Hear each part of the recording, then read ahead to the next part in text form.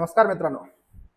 एका महागड्या मोबाईलच्या हट्टापायी काही मिनिटात आई, वडील आणि मुलगा अशा तिघांचाही जीव गेला आणि हसत खेळत कुटुंब क्षणात संपलं.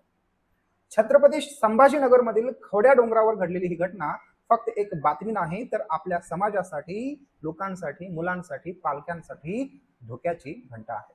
एका 19 वर्षाच्या तरुणाने नवा आयफोन न मिळाल्यामुळे डोंगराच्या कड्यावर जाऊन टोकाचं पाऊल उचलण्याचा प्रयत्न केला. त्याचे वडील आणि आई 1.5 तास विनवण्या करत होते, त्याला सांगत होते, समजावून सांगत होते. त्यांच्या गावातील लोक सगळेजण समजावून सांगत होते. मुलाला वाचवण्यासाठी शेवटी वडील कड्यावर गेले, त्याला मागे खेचण्याचा प्रयत्न केला, पण दुर्दैवाने तोल जाऊन दोघेही खोल दरीत कोसळले.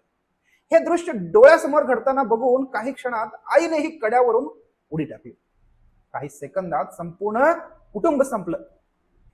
ही घटना घडण्यामागे आजच्या काळातील काही अत्यंत गंभीर प्रश्न दडलेले आहेत.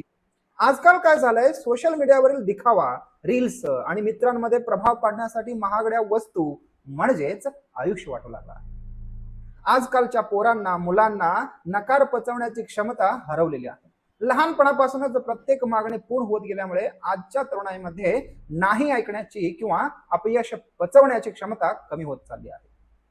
त्यामागे दुसरे एक कारण आहे की तुम्ही पालक जे आहे, भाऊ, बहीण, आई, वडील, हे घरातील संवाद कमी असल्यामुळे ह्या गोष्टी घडत असतात. घरातील आर्थिक वास्तव, पालकांचे कष्ट आणि मुलांच्या अवाजवी मागण्या यामधील अंतर वाढत चाललं आहे. माझं पालक आणि तरुणांसाठी एक संदेश आहे. तरुणांनो, कोणताही मोबाईल, कोणतीही गाडी किंवा कोणतीही वस्तू तुमच्या आयुष्यापेक्षा आणि तुमच्या आई वडिलांच्या कष्टापेक्षा मोठी असू शकत नाही. क्षणिक रागातून घेतलेला निर्णय संपूर्ण कुटुंबाचा विनाश करू शकतो, हे या घटनेवरून लक्षात येतं.